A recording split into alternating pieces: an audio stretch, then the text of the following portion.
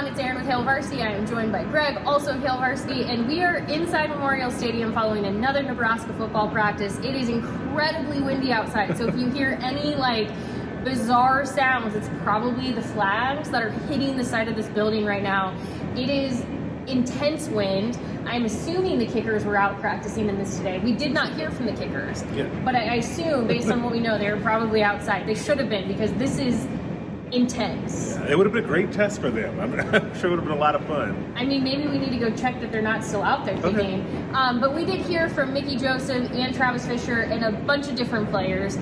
No kickers, unfortunately. But this is also the last practice that we will be part of until Nebraska's spring game. So we had post-practice availability, heard from all these individuals. Obviously, we have not seen any practice to date, which means what you see on Saturday is the first time we are seeing it for ourselves as well. I know quite a few players were trying to ask, what does the format look like for Saturday? Because Coach Frost didn't give us much in terms of what to expect on Saturday. I do know Ty Robinson was basically we'll see. I don't even know. He was asked, will it be offense versus defense? Will there be teams? And he did the shrug emoji of I don't know. Okay. So that's where we're at. Let's recap the day. What was your big takeaway? Yeah, so the competition aspect between the two coaches that we heard, I think is the first thing that. Yeah, that's actually a really interesting dynamic. Yeah, it was really, and we kind of stumbled upon that one. So Mickey Joseph spoke first, and of course detailed what was happening with his wide receivers, and then right after that, Travis Fisher came out, did make a joke that he didn't want to have to follow Mickey Joseph up at the podium, and Mickey told him go get him, and then he was immediately asked Travis Fisher was about how he likes the picture of the competition between the two rooms, and Travis Fisher said that while he likes what's happening, there can always be more competition. We can always continue to increase the competition, but that both rooms have really been good for each other, because there's a lot of guys in both rooms that really like to talk and get after it. Yeah, and the thing that keeps coming up with both these rooms, but it seems to just be consistent across the team, is leadership. We obviously know from earlier in the spring when we heard from Quentin Newsom, he actually spoke at the pre-spring football kickoff, and he talked about wanting to step into the role left behind those that have all now left from the defensive backs. You're filling some big shoes when you're talking about Markel and Deontay, and so there's Cam Taylor-Britt. Those are big shoes to fill, and so he talked quite a bit this spring just about what it means for him to step into that role. He followed that up with more on it today, but he wasn't the only one. Trent Hickson also talked about stepping up and filling the voids left by Cam Jurgens. And so here's what I took from listening to Trent Hickson. Okay. He is practicing at center. Was he willing to say that he is the starting center? No. I thought you were going to break news. Yeah, right. He was very clear that he is not at a place where he can share any specifics, but it sounds like from everything he said, which you can watch the video for yourself right here at Hail Varsity's YouTube channel and listen to what he said specifically about it. But he does talk about how he is basically only practicing there. Okay.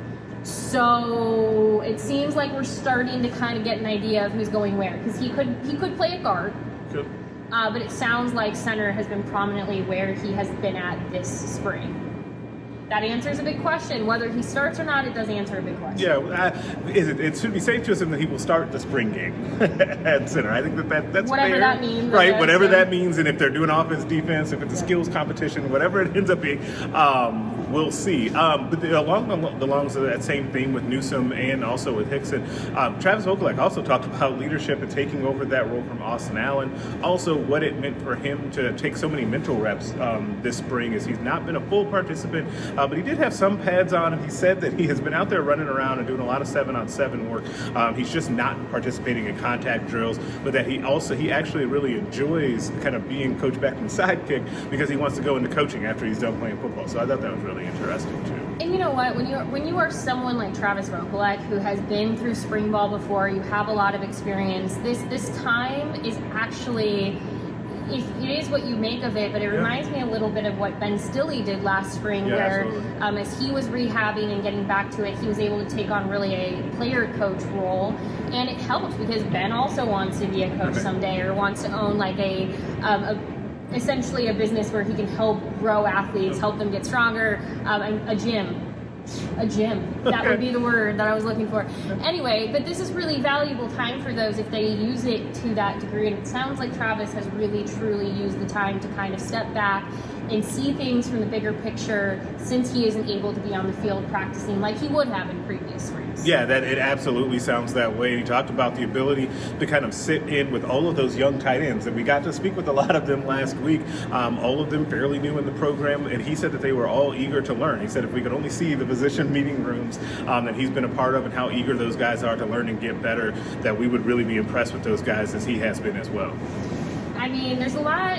I know for so many people, it's a little bit of like, what is there to look forward to on Saturday, not knowing if it's going to be just offense versus defense. I know the way that Coach Frost made it sound on Monday is like he doesn't have enough to really field two teams for a red and a white team. Now that I understand what he's saying, he's talking about from a lot of their starters and different players. They obviously have enough people on a team. If they really want to divide them up, they can. The question then becomes, what is the most impactful and valuable way to use that time? But I do know for so many people, it does become a question of what are we looking for? And I would say if I were to offer anything, it's just really go into the spring game with just an open mind. Yeah. Will we get to see some players in action that I think people have been really eager to see? Yes. Now, spring games inevitably are always an opportunity to show people off in the way that you want to. So we do know that they don't want to do too much. They don't want to give away too many secrets. But we'll still have a better idea we'll still have a little bit of an idea. Yeah, because who lines up where? There's just so many new players, right? Yeah. There's just a lot of new people that you're going to want to see. Just think about the transfers that we heard from a couple of days ago. Like all of those guys are people that fans have just been clamoring to see more out of. Probably no more so than Trey Palmer. You want to see if he can catch a deep pass. I don't suspect he'll be returning kicks and punts, but you want to see if Anthony Grant can run the ball as well as you've heard about him running it without us being able to see practice. I think there's a lot of things to see. I just don't know if you'll see like the full picture.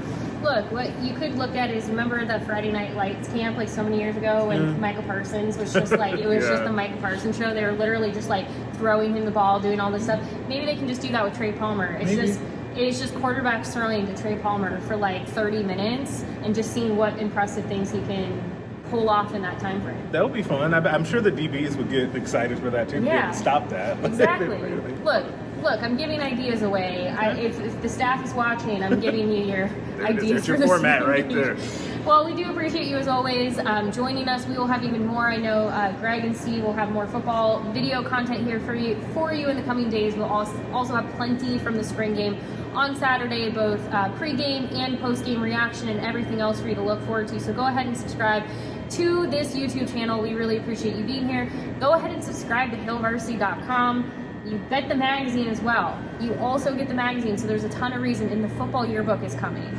So a lot of reason to subscribe now more than ever, but you should always subscribe. Always just, yeah.